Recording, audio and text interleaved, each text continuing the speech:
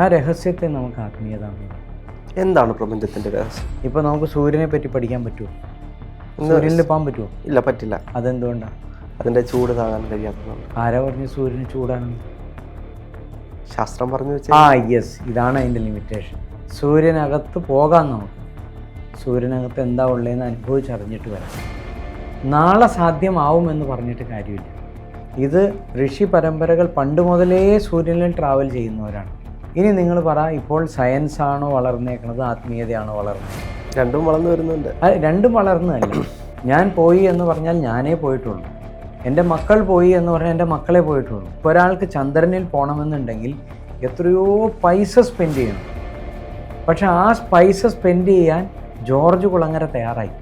അതേ ജോർജ് കുളങ്ങരയെ ഞാൻ സൂര്യനിൽ കൊണ്ടാമെന്ന് പറഞ്ഞ് വിളിച്ചാൽ ജോർജ് കുളങ്ങര വരില്ല. ജോർജ് കുളങ്ങര അപ്പോയിൻമെൻ്റ് എടുത്ത് എൻ്റെ അടുത്ത് വരും. എന്നിട്ട് പറയും, ഗുരുജി എനിക്കൊന്ന് സൂര്യനിൽ പോകാൻ ആഗ്രഹമുണ്ട്. 30 കോടി രൂപ എന്ന് പറഞ്ഞ് 30 കോടി രൂപയും ചിലവാക്കി. ഞാനൊരു സിമ്പിൾ മാനാണ്, നിങ്ങളെപ്പോലെ തന്നെ. എൻ്റെ കയ്യിൽ വേറെ എക്യുപ്മെൻറ്റ്സ് ഒന്നുമില്ല കാണിക്കാൻ പാടില്ല. ഞാൻ നിങ്ങളെ കൊണ്ടുപോയി ഒരു കസേര ഇട്ട് സൂര്യൻ്റെ മുന്നിൽ ഇരുത്താണ്. അപ്പം അങ്ങനെ ഇരുന്നാൽ എന്ത് കിട്ടുന്നതാണ് അടുത്ത ചോദ്യം വേണം. അത് ഇരുന്നാലല്ലേ മനസ്സിലാവുള്ളൂ. 5 പൈസ ചിലവില്ലാത്തൊരു കാര്യത്തിനാണ് ഞാൻ വിളിക്കുന്നത്. ഇന്ന് നമ്മളോടൊപ്പം അതിഥിയായിട്ടുള്ളത് തസ്മൈ ഗുരുജിയാണ്. ഗുരുജി നമസ്തേ. നമസ്തേ. ഗുരുജി, നമ്മൾ ഒരുപാട് എപ്പിസോഡുകൾ പല വിഷയവുമായിട്ട് ബന്ധപ്പെട്ടെടുത്തിട്ടുണ്ട്. പക്ഷേ ഈ ശാസ്ത്രവും ആത്മീയതയും എന്നും നിലനിൽക്കുന്നൊരു ചോദ്യമാണ്. അതിനൊരു ഉത്തരം പ്രോപ്പറായിട്ട് നൽകാൻ ആർക്കും കഴിയുന്നുമില്ല. അതാണ് അതിൻ്റെ ഒരു സത്യം. ഈ ശാസ്ത്രവും ആത്മീയതയുമായി ബന്ധപ്പെട്ട് നമ്മൾ നോക്കുമ്പോൾ ഇത് തമ്മിൽ എന്തെങ്കിലും ബന്ധമുണ്ടോ? ഇപ്പോൾ ഇന്നത്തെ പല ആളുകളും പറയുന്നത് പഴയ കാലത്തെ ശാസ്ത്രമാണ് ഇന്നത്തെ ആത്മീയത എന്ന് പറയുന്ന ആളുകളുണ്ട്. പക്ഷെ അതിനപ്പുറത്തേക്ക് ഈ ശാസ്ത്രവും ആത്മീയതയും തമ്മിൽ ബന്ധമുണ്ടോ? ഈ ശാസ്ത്രത്തെ നോക്കിക്കാണുന്ന ആളുകൾ എന്തുകൊണ്ടാണ് ആത്മീയതയെ തള്ളിപ്പറയുന്നത്? ശാസ്ത്രത്തിനൊരളവ് പോലുണ്ട്, ആത്മീയതയ്ക്ക് അളവ് പോലില്ല. അതാണ് അതിൻ്റെ ഏറ്റവും പ്രധാനമായിട്ടുള്ളൊരു കാര്യം. നമുക്ക് ശാസ്ത്രത്തിനെ മനസ്സിലാക്കാൻ വേണ്ടിയിട്ട് ഒരല്പം സ്വാർത്ഥത വേണം. അതായത് എനിക്ക് എന്തെങ്കിലും അറിയണം എന്നൊരാഗ്രഹമെങ്കിലും വേണം. അങ്ങനെ ഞാൻ അന്വേഷിച്ച് കണ്ടുപിടിക്കുന്ന, അതായത് ഈ വ്യക്തി എന്ന് പറയുന്നത് ഞാൻ കണ്ടുപിടിക്കുന്ന ഒരു വസ്തുതയെ ഞാൻ തന്നെ പ്രൂവ് ചെയ്ത് സമൂഹത്തിൽ കാണിക്കണം. അതൊരു പ്രത്യേക ബോഡി ഉണ്ടാക്കി അവരെ അത് വിശ്വസിപ്പിച്ച് കഴിഞ്ഞാൽ, അവരതിനെ അംഗീകരിച്ച് കഴിഞ്ഞാൽ, അതിന് സയൻസ് എന്ന് പറയുന്ന രീതിയിൽ അതിന് ഡോക്യുമെൻ്റ് ആക്കി കഴിഞ്ഞു. എന്നിട്ട് ഈ കാലഘട്ടത്തിൽ ഇന്ന ആളുടെ പരിശ്രമത്താൽ ഇന്ന വസ്തുതയെ കണ്ടുപിടിച്ചു. ആ വസ്തുത ഇന്നതിൻ്റെ അടിസ്ഥാനത്തിൽ ഇത് ഇന്നതാണ്. ഇങ്ങനെ നമ്മളങ്ങനെ രേഖപ്പെടുത്തി വച്ചാൽ അടുത്തൊരാൾ അതിൻ്റെ അടുത്ത അപ്ഡേഷൻ പോകുന്നത് വരെ ഇതായിരിക്കും അതിൻ്റെ പ്രമാണം. പക്ഷേ ആത്മീയത എന്ന് പറയുന്നത് ഇങ്ങനെ ഒന്നുമില്ല. ഒരു കഴിവും വേണ്ട, അതിന് പ്രത്യേകിച്ച് ഡിഗ്രി വേണ്ട, പ്രത്യേകിച്ച് ഒരു ഇത്ര വരെ പഠിച്ചവനോ ഇങ്ങനത്തെ ഒന്നുമില്ല. ഒരാൾ വെറും ശാന്തനായിട്ട് ഒരു ഗുഹയ്ക്കുള്ളിൽ കയറി വെറുതെ ഇരുന്നാൽ മതി. അത് ഇരിക്കുന്ന രീതിക്ക് പ്രത്യേകതയുണ്ട്. ഇപ്പം നമുക്കറിയാം, ഈ തെങ്ങ് ചെത്താൻ പോകുമ്പോൾ തെങ്ങിൻ്റെ മുകളിൽ കയറിയിട്ട് കൊലയിൽ മുട്ടിയിട്ടാണ് അതിനെ വലിച്ചു മുറുക്കി കെട്ടി അതിൽ നിന്ന് കള്ള് പുറത്തേക്ക്. എന്നാൽ ഇത് കണ്ടുകൊണ്ട് ഒരാൾ വെറുതെ പോയി കൊല തല്ലി ചതച്ച് കഴിഞ്ഞാൽ അതിൻ്റെ ഉള്ളിൽ നിന്ന് കള്ള് വരില്ല.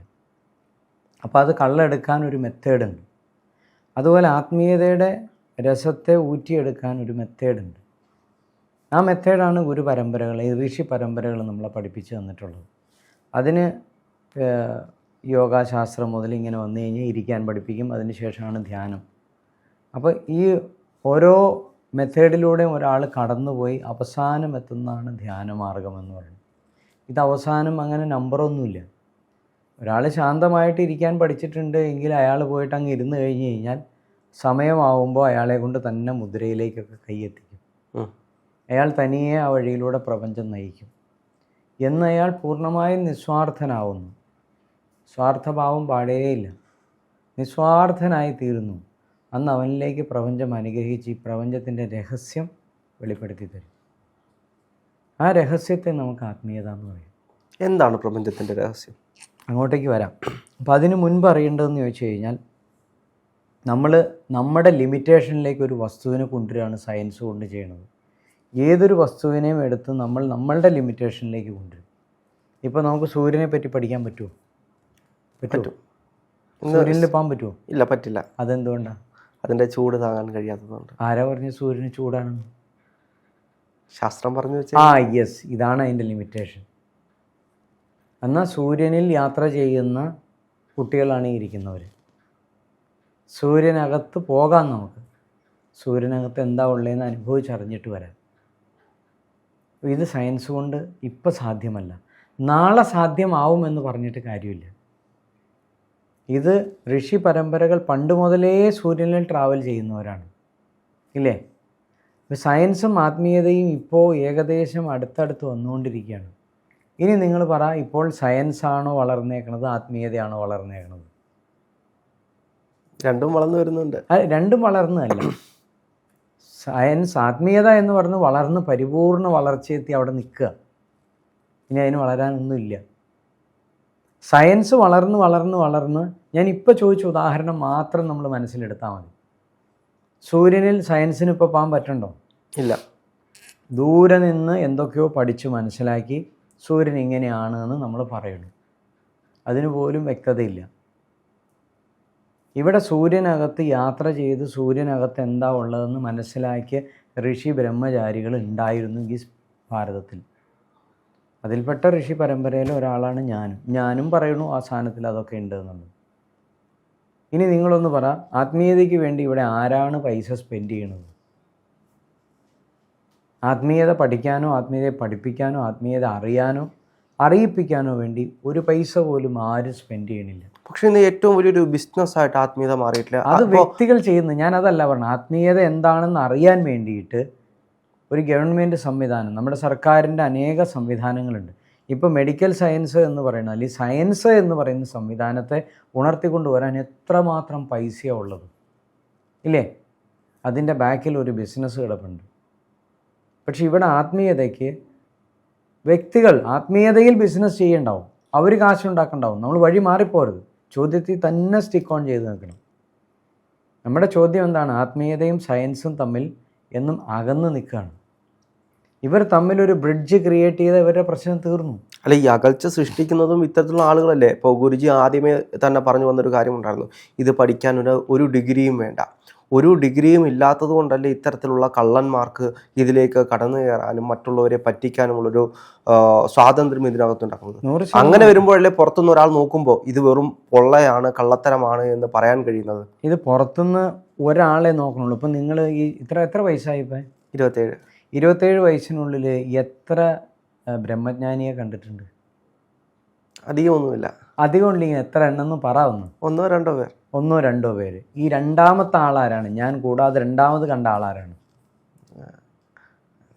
പഴയ കാലത്ത് ഒന്ന് പറ, പേര് പറയൂ. അവിടെ നിങ്ങൾക്ക് ക്വസ്റ്റ്യൻ വന്നു, ഇനി അത് ബ്രഹ്മജ്ഞാനി ആണോ അല്ലയോ എന്ന്. ഇവിടെ ഞാൻ തന്നെ എന്നെ ഡിക്ലെയർ ചെയ്തില്ലേ ഞാൻ ബ്രഹ്മജ്ഞാനിയാണെന്ന്. ഞാൻ കൂടാതെ രണ്ടാമത് ആരാ കണ്ടെന്നുള്ളത് എനിക്ക് ഭയമില്ല. ഞാൻ എഞ്ചിനീയറിംഗ് പാസ്സായാലേ എനിക്ക് പറയാൻ പറ്റുള്ളൂ ഞാൻ എഞ്ചിനീയർ ആണ് എന്നുള്ളത്, അല്ലേ? അതെ. എഞ്ചിനീയറിംഗ് പാസ്സാവാത്ത ഒരാൾ പറയുമ്പോൾ ഞാൻ എന്താ പഠിച്ചേ, ഞാൻ പഠിച്ചു ഇങ്ങനെ പറഞ്ഞ് ഒപ്പിക്കാനേ പറ്റുള്ളൂ. എത്ര പേര് നിങ്ങളുടെ മുന്നിൽ വന്നിരുന്ന് പറയാൻ തയ്യാറുണ്ട് ഞാൻ ബ്രഹ്മജ്ഞാനിയാണെന്ന്? ബ്രഹ്മം എന്താണെന്ന് അറിയണം. അപ്പോൾ കള്ളന്മാരെ പറ്റിയല്ല നമ്മളിവിടെ ചർച്ച ചെയ്യണത്. നമ്മൾ പറയുന്ന കറക്റ്റായിട്ടുള്ള സമൂഹം അംഗീകരിക്കുന്ന 2 വാല്യുബിൾ തിങ്സിനെ വെച്ചിട്ടാണ് മെഷർ ചെയ്യേണ്ടത്. ഇതിൻ്റെ ഉള്ളിൽ കള്ളസാധനം പറക്കി വയ്ക്കരുത്. ഇവിടെ നമ്മൾ എടുത്തു വച്ചേക്കണം സയൻസ്, ഇവിടെ ആത്മീയത. ഇവർ തമ്മിലുള്ള പ്രശ്നം എന്താണെന്ന് ചോദിച്ചു കഴിഞ്ഞാൽ, സയൻസ് അംഗീകരിക്കുന്നവൻ ആത്മീയതയെപ്പറ്റി മനസ്സിലാക്കിയിട്ടില്ല. ആത്മീയത മനസ്സിലാക്കിയവന് സയൻസിനെ മനസ്സിലാക്കാൻ വിഷമമില്ല. കാരണം എനിക്ക് സയൻസിനെ അംഗീകരിക്കണേ എനിക്കൊരു വിഷമമില്ല. പക്ഷേ സയൻസിൻ്റെ ലിമിറ്റേഷൻ എനിക്കറിയാം. അതാണ് ഞാൻ ഈ സൂര്യനിൽ പോണ കാര്യം പറഞ്ഞത്. സൂര്യനകത്തേക്ക് സയൻസിന് കയറാൻ പറ്റില്ല, അവിടെ ചെല്ലുന്നതിന് മുമ്പ് ഭസ്മമാവും. ആത്മീയതയ്ക്ക് സൂര്യനകത്ത് പോവാം, സൂര്യനെ അനുഭവിക്കാം, തിരിച്ചു വരാം. അതേ സൂര്യന് സയൻസ് ചൂടാണെന്ന് പറയുമ്പോൾ ആത്മീയ ഗുരുവായിട്ടുള്ള ഞാൻ പറയുന്നു സയൻസിന് സൂര്യന് തണുപ്പാണെന്ന്. ഈ വ്യത്യാസം എങ്ങനെ തെളിയിക്കും എന്നുള്ളതാണ് അടുത്ത ക്വസ്റ്റ്യൻ. അതെ, അല്ലേ? കാരണം നമ്മൾ ഭൗതിക ജീവിതത്തിലാണ് മുന്നോട്ട് പോകുന്നത്. ഇപ്പോൾ ഗുരുജി ആണെങ്കിൽ പോലും ഇപ്പം ആഹാരം കഴിക്കണമെങ്കിൽ പോലും ഭൗതികമായിട്ടുള്ള കാര്യങ്ങൾ വേണം. പക്ഷെ മറ്റത് ആത്മീയ തലത്തിലാണ്. അപ്പോൾ നമ്മൾ വെറുതെ ഇരുന്ന് ഞാൻ ആഹാരം കഴിച്ചു എന്ന് പറഞ്ഞു കഴിഞ്ഞാൽ നമ്മുടെ വയറൊന്നും അറിയത്തില്ല. 2 ദിവസം കഴിയുമ്പോഴത്തേക്ക് നമ്മൾ വിശന്ന് പണ്ടാരം അടക്കും. അപ്പം അതേ കൂട്ടല്ലല്ലോ ഇപ്പോൾ സൂര്യനിൽ ഞാൻ പോയി, പക്ഷേ അങ്ങനെ പോകുന്നതും യഥാർത്ഥത്തിൽ ഭൗതികപരമായിട്ട് പോകുന്നതും രണ്ടും വ്യത്യാസം. ഞാൻ പറഞ്ഞുതരാം. നമ്മൾ പല കാര്യങ്ങളും സയൻസ് പറയുന്നത് നമ്മൾ പേഴ്സണലി പോയി അറിഞ്ഞിട്ടില്ല, അനുഭവിച്ചിട്ടില്ല. സയൻസ് ഒരു ഡോക്യുമെൻ്റ് ആക്കിയിട്ട് നമുക്ക് മുന്നിലേക്ക് ഇട്ട് തന്നാൽ നമ്മളതിനെ അംഗീകരിച്ചോളും. അത് കാലങ്ങളായിട്ട് അങ്ങനെ തന്നെയാണ് പോണത്. പക്ഷെ ആത്മീയ ഗുരുക്കന്മാർക്ക് നുണ പറയാൻ പറ്റില്ല. ഞാൻ പോയി എന്ന് പറഞ്ഞാൽ ഞാനേ പോയിട്ടുള്ളൂ. എൻ്റെ മക്കൾ പോയി എന്ന് പറഞ്ഞാൽ എൻ്റെ മക്കളെ പോയിട്ടുള്ളൂ. നിങ്ങൾ പോയി എന്ന് എനിക്ക് നുണ പറയാൻ പറ്റില്ല. നിങ്ങൾ എനിക്ക് കൊണ്ടുപോകാൻ പറ്റും. എങ്ങനെ? ഞാൻ പറയുന്ന വഴിയിലൂടെ പോയാലേ കൊണ്ടുപോകാൻ പറ്റുള്ളൂ. ഇപ്പോൾ ഒരാൾക്ക് ചന്ദ്രനിൽ പോകണമെന്നുണ്ടെങ്കിൽ എത്രയോ പൈസ സ്പെൻഡ് ചെയ്യണം. പക്ഷെ ആ പൈസ സ്പെൻഡ് ചെയ്യാൻ ജോർജ് കുളങ്ങര തയ്യാറായി, ഇല്ലേ? അതേ ജോർജ് കുളങ്ങരയെ ഞാൻ സൂര്യനിൽ കൊണ്ടാമെന്ന് പറഞ്ഞ് വിളിച്ചാൽ ജോർജ് കുളങ്ങര വരില്ല. കാരണം എന്താ? എന്നെ ജോർജ് കുളങ്ങര അംഗീകരിച്ചിട്ടില്ല. ഇത്രയേ ഉള്ളൂ കാര്യം. സൂര്യനിൽ പോകണ ഇഷ്ടമല്ലായിട്ടല്ല. ഞാൻ നാസ പോലെയോ അല്ലെങ്കിൽ മറ്റെന്തെങ്കിലും പോലെയോ ഒരു വലിയ ബോഡിയാണെന്നിരിക്കട്ടെ, ഞാനിങ്ങനെ കുറേ കുലുക്കലും ഇരിക്കലോ കാണിച്ച് വലിയ സംഭവമായിട്ട് ഇരിക്കുകയാണെന്നുണ്ടെങ്കിൽ, എന്നെ അപ്രോച്ച് ചെയ്യാൻ വളരെ ബുദ്ധിമുട്ടാണെന്നുണ്ടെങ്കിൽ, ഞാനൊരു വലിയ എന്താ പറയുക ഓറ ക്രിയേറ്റ് ചെയ്ത് വെച്ച്, എൻ്റെ ഈ ശരീരത്തിൻ്റെ ഓറയല്ല, ഒരു വലിയ സംരംഭമാക്കി ക്രിയേറ്റ് ചെയ്ത് വെച്ചിട്ടുണ്ടെങ്കിൽ ജോർജ് കുളങ്ങര അപ്പോയിൻമെൻ്റ് എടുത്ത് എൻ്റെ അടുത്ത് വരും. എന്നിട്ട് പറയും, ഗുരുജി എനിക്കൊന്ന് സൂര്യനിൽ പോകാൻ ആഗ്രഹമുണ്ടെന്ന്. 30 കോടി രൂപ എന്ന് പറഞ്ഞ് 30 കോടി രൂപയും ചിലവാക്കി ഞാൻ പാറപ്പുറത്ത് കസേര ഇട്ടിരുത്തി ഞാൻ സൂര്യനെ കൊണ്ടുപോയിട്ട് തിരിച്ചു കൊണ്ടുവരാം. പക്ഷേ ഇവിടെ വ്യത്യാസം എന്താണെന്ന് വെച്ച് കഴിഞ്ഞാൽ, എനിക്ക് പ്രത്യേകിച്ച് അങ്ങനെ കാണിക്കുന്ന ഒരു ജാടാ സിസ്റ്റവും ഇല്ല. ഞാനൊരു സിമ്പിൾ മാനാണ്, നിങ്ങളെപ്പോലെ തന്നെ. എൻ്റെ കയ്യിൽ വേറെ എക്യുപ്മെൻറ്റ്സ് ഒന്നുമില്ല കാണിക്കാൻ പാകത്തിന്. ഞാൻ നിങ്ങളെ കൊണ്ടുപോയി ഒരു കസേര ഇട്ട് സൂര്യൻ്റെ മുന്നിൽ ഇരുത്തുകയാണ്. അപ്പോൾ അങ്ങനെ ഇരുന്നാൽ എന്ത് കിട്ടുന്നതാണ് അടുത്ത ചോദ്യം വേണം. അത് ഇരുന്നാലല്ലേ മനസ്സിലാവുള്ളൂ. 5 പൈസ ചിലവില്ലാത്തൊരു കാര്യത്തിനാണ് ഞാൻ വിളിക്കുന്നത്. എന്തുകൊണ്ടാണ് ഈ സയൻറ്റിഫിക് ബോഡികളൊന്നും അന്വേഷിച്ച് വരാത്തത്? അവരുടെ ഉള്ളിലുള്ള മറ്റൊരു സാധനമാണ്, അതിന് ഈഗോ എന്നാണ് പറയുന്നത്. സിമ്പിൾ സാധനമാണ്. അതായത് ഞാൻ പറയുന്നതിന് അപ്പുറം മറ്റൊന്നുമില്ല എന്ന് പറഞ്ഞ് അവരെ ഡോറങ്ങ് അടച്ചു വെച്ചേക്കാണ്.